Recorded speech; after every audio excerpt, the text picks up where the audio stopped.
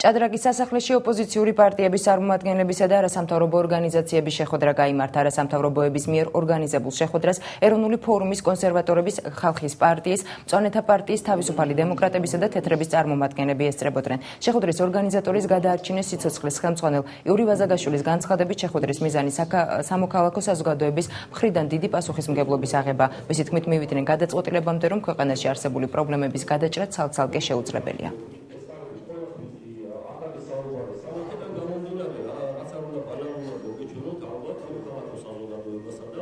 ოპოზიციურად განწყობილი პოლიტიკური პარტიების დამუშავებული არანაირი სტრუქტურული არ არის შეფასებული.